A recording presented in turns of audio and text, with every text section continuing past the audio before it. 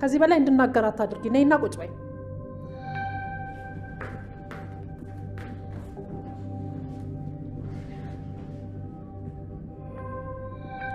ለምንድን ነው እንድቀመጥ የፈለግሽው? ይሄው ተቀምጫለሁ። መናገር የፈለግሽውን በግልጽ ተናገሪ። ቃል ትሰሚኛለሽ? ቀን በቀን ስርዓት እያጣሽና መስመር እያለፍሽ ነው። ከትላንትና ማታ ጀምሮ ይቅር የማይባሉ ብዙ ስህተቶችን ሰርተሻል። ቆይ ልትወቅሽኝ ነው እንዲያስቀመጥሽኝ? ትናንት ከሰው ፊት እያዋረድሽኝና የሰደብሽኝ አይበቃም? ያዋረድሽኝ እኔ ነኝ አንቺን ያዋረድኩሽ? እንደውም ቢገባሽ አንቺ ነሽ እኔን ያዋረድሽኝ። በህይወቴ እንደ ትላንትና አፍሬ አላውቅም። በጣም አዝናለሁ። እኔ አንቺን መቼም ቢሆን ማሳዘን ፈልጌ አላውቅም። አንቺ ግን ከተደወለልሽ ስልክ በኋላ የኔ ህመምና እውነት አይታይሽም። ለዛ ነው ምንም ነገር ባደርግ እንደ ስህተት የምትቆጥሪው። እሱን በቅርቡ የምናውቅ ይሆናል። አሁን ግን አንድ ነገር ልነግርሽ ነው የጠራሁሽ። ምን? የዚህ ምርመራ ውጤት እስኪመጣ ድረስ ከዚህ ቤት እንድትወጪልኝ እፈልጋለሁ። ከዚህ በኋላ በዚህ ሁኔታ እኔና አንቺ አንድ ላይ መኖር አንችልም። ምን? ከቤት እያባረርሽኝ ነው? አዎ፣ የምርመራ ውጤት እስኪመጣ ድረስ እቃሽን ሰብስበሽ። አይ ቃል የሷ ልጅ አይደለችም። ምን አለሽ ብሌ? ቃል የሷ ልጅ አይደለችም? አዎ ቃል የትዬ ልጅ አይደለችም። እርግጠኛ ነሽ? አዎ በጣም እርግጠኛ ነኝ። ቆይ አንቺስ እንዴት አወቅሽ?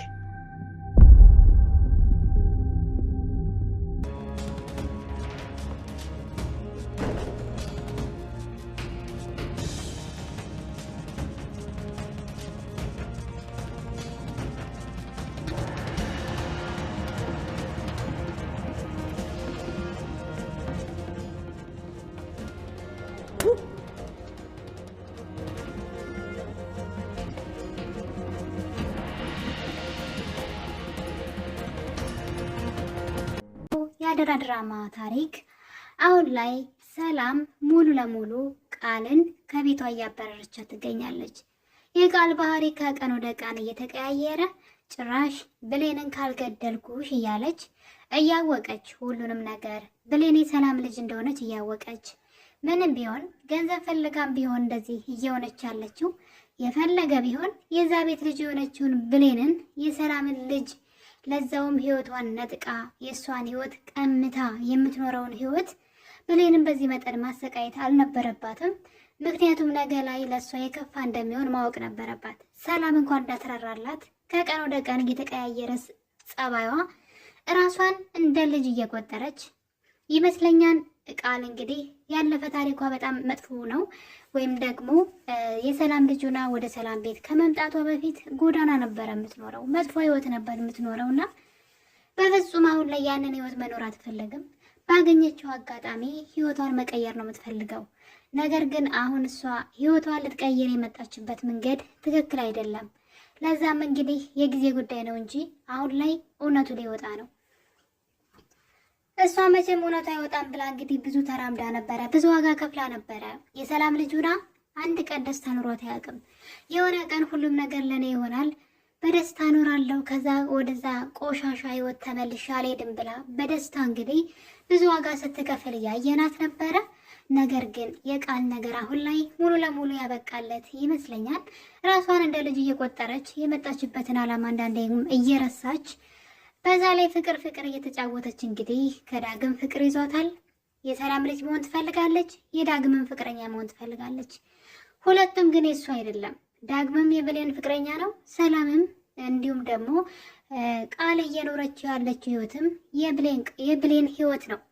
እሷ ግን ይሄን ረስታ ሁሉንም ነገር ለኔ እያለች እንግዲህ ራስ ወዳዱና ቢያንስ ልጅቷን ልታከብራት ይገባ ነበረ። በዛ ላይ ብሌን ሚስጥሯን ታውቃለች።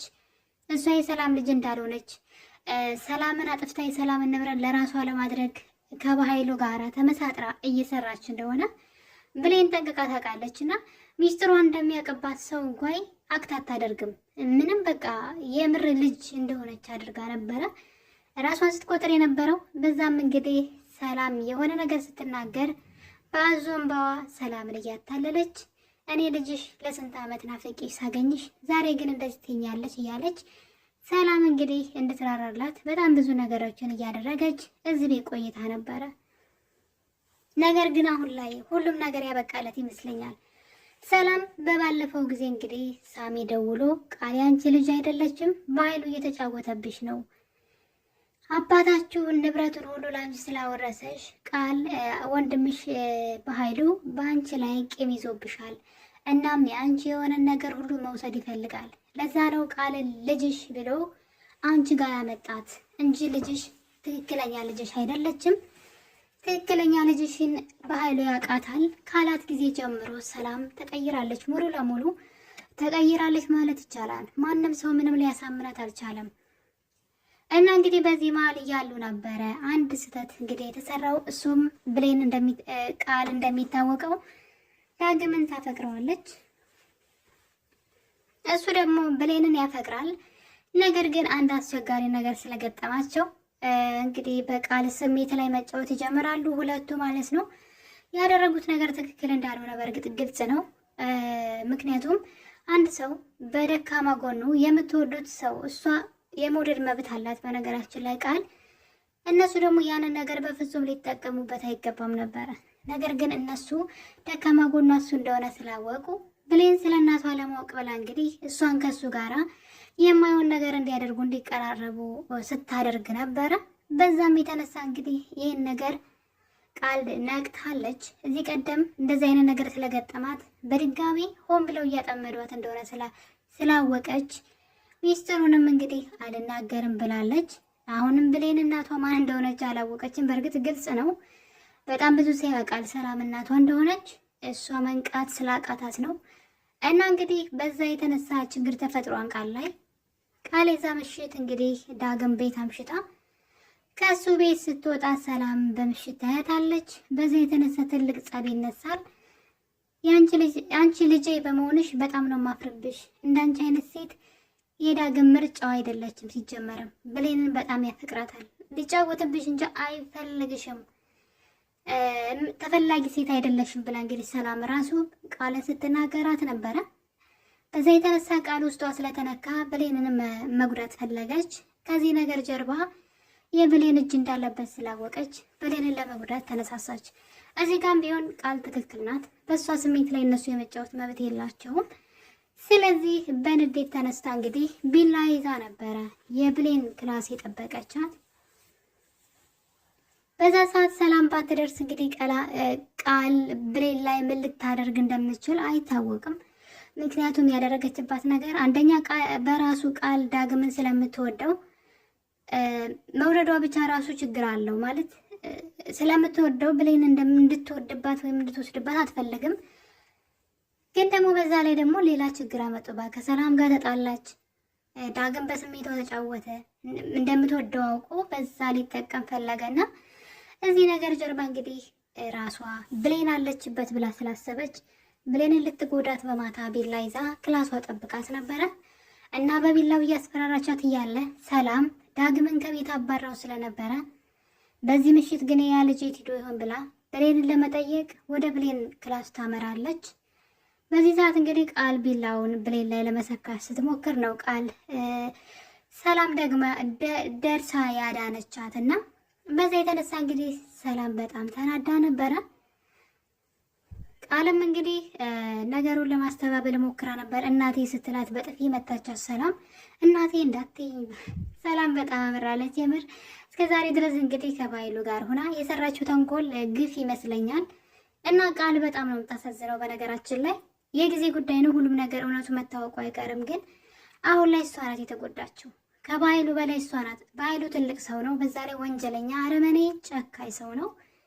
ምንም አይነት ቅጣት ይገባዋል። እሷ ግን ህይወት ራሱ ለእሷ የተመቻቸች አይደለችም። ማለት በጣም መጥፎ ህይወት ነው የምትኖረው። ጎዳና ላይ የምትኖር ልጅ ናትና ከዛ ህይወት ደግሞ ተነስታ እስር ቤት መግባት በጣም ከባድ ነውና ግን ከሰላም ጋር ብትስማማ ጥሩ ነበረ።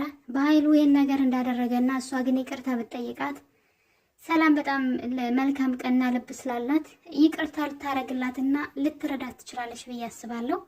ምክንያቱም ያለችው መጨረሻው ሰዓት ላይ ስለሆነ ምንም አይነት አማራጭ የላትም እና ያላት አማራጭ ጸባይዋን አስማምታ እንግዲህ ከሰላም ጋራ መኖር ነበረ። እውነቱን ተናግራ ማለት ነው። ሰላምን ብታግዛት ኑሮ ሰላም ለሷ የሆነ ነገር ታደርግ ነበረ። ነገር ግን ቃል ደግሞ ያንን ማድረግ አልፈለገችም። ስለዚህ ተመልሳ የትላንቱ መጥፎ ህይወቷ መሄዷ የማይቀር ነው እና እነዚህ ችግሮች እንግዲህ ተደራርበው ሰላም ቃልን በጥፊ ስትመታት ነበረ። ልጅን በጩቤ ልትወጊያት ነበር ወይ ብላ እንግዲህ ቃልም እንግዲህ እንዴት ልጅት ያለሽ እሷ እኮ ልጅሽ አይደለችም ስትላት ነበረ። በዚህ የተነሳ እንግዲህ ያው ቃል አትፈልግም። ሰላም ብሌንን ልጄ ብላ ከጠራቻት ትናደዳለች። ቃል ለምን ስራዋን ስለምታውቅ እውነተኛ ልጇ እንደሆነች ስለምታውቅ ያ ስሜት ለሰላም እንዲሰማት ራሱ አትፈልግም። ልጅ የሚለውን ቃል እንድትጠቀም አትፈልግም። ከዛ እንግዲህ ሰላም ከዛን ሰዓት በኋላ ትቀየራለች። መንጋት አይቀርም እንግዲህ ይነጋል። ብሌን ስትቃዥ ነበር። ቃል አትግደኝ እባክሽ ተይኝ እያለች ማለት ነው። ሰላምም እንግዲህ ከእሷ ጋር ቁጭ ብላ ነበር ያደረችው። በመጨረሻም ጠዋት ላይ እንግዲህ ቃልን ማውራት እንዳለባቸው ስትጠይቃት ቃል አሁን ላይ በጣም ጥግብ ብላለች። ብታወራት ፈቃደኛ እንዳልሆነች እና መታጠብ እንደምትፈልግ ትነግራታለች። ሰላምም በቁጣ ተነስታ እንድትቀመጥና ማውራት እንዳለባቸው ነግራት፣ እናም አሁን ላይ ሰላም አስፈሪ ሆናለች። ቃልም ሰላም ተቃየራባት ስላለች እና ነገሮች ሁሉ እንደጠበቀችው አልሆንላት ስላለ ግራ ተጋብታለች። እናም በመጨረሻም እንግዲህ ቃል ሰላም ለቃል እንግዲህ ከዚህ ቤት መውጣት እንዳለባት ነው የነገረቻት። በጣም ከባድ ነው። አስባችሁታል? ቃል የቃበችው ማለት ያሰበችው ወይም ደግሞ አለይ ብላ ያሰበችው ነገር ሁሉ በአንዴ ነው ያጣችው። አስቡት። ይሄ በጣም ከባድ ነገር ነው። ብዙ ነገር ነው የምትጠብቀው። ከዚህ ቤት ብዙ ነገር ይዤ እወጣለሁ ብላ ተስፋ አድርጋ ነበረ። ነገር ግን ሰላም እንግዲህ በአንድ ቃል ነው ቃሽን ሰብስቤና ከዚህ ቤት ትወጫለሽ፣ የእናትና የልጅ እንትኑ ውጤት እስኪታወቅ ድረስ እዚህ ቤት እንድትሆኝ አልፈልግም። ከቀን ወደ ቀን ጸባይሽ እየተቀያየረና የማላቅሽ ሰው የማታከብሪ መጥፎ ልጅ ሆነሻል። ስለዚህ እዚህ ቤት እንድትኖሪ አልፈልግም ብላ እንግዲህ በግልጽ ቋንቋ የተናገረችው። ቃል እንግዲህ እግሯ ስር ተደፍታ ስታለቃቅስ ነበረ። የት ሄዳለሁ መሄጃ የለኝም እናቴ ካንቺ ውጭ ብትላትም ሰላም ግን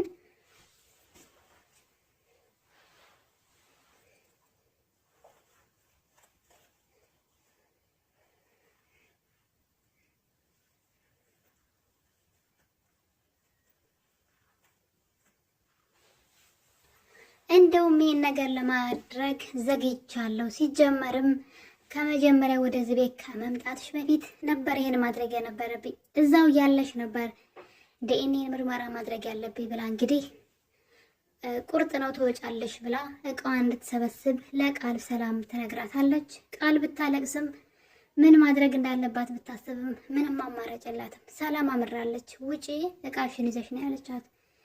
እሷ ግን እኔ እኮ ልጅሽ ነኝ፣ ከወጣሁኝ አልመለስም፣ ይቆጭሻል፣ በኋላ ልጅ ብትይኝ እኔን አታገኝኝም ብላ ሰላምን እንግዲህ እንድትፈራ ማለት አስቡት። ልጇ እንደሆነች ካወቀች ምን ያክል ሊሰማት እንደሚችል ሊቆጫት እንደሚችል ስለምታውቅ ማለት ነው። እሱን ስሜት እንዲሰማት ቃልም ለሰላም ብዙ ነገር ብትናገራትም ሰላም ግን ቆርጣለች። በጣም በሚገርም ሁኔታ ነውና ሰላም አይሆንም ብላለች። በቃ እንደ ልጁ አይደለም ያይቻት ያለችው ሲጀመርና እንግዲህ ቃል እቃዋን ሰብስባ ከሰላም ቤት ወጣለች።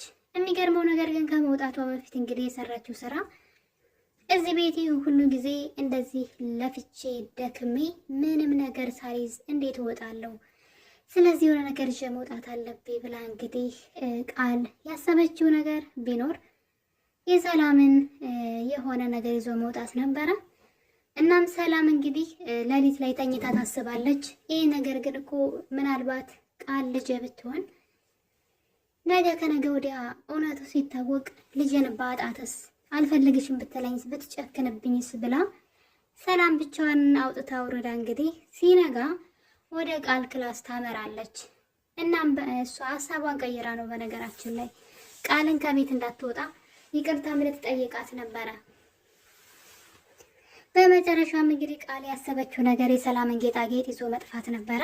ሻንጣዋን ካዘጋጀች በኋላ የሰላምን ወርቆች ሰርቃ ወደ ሻንጣዋ ልታስገባ በእጇ ይዛ እያለ ድንገት ሰላም ወደ ክላሷ ትመጣለች።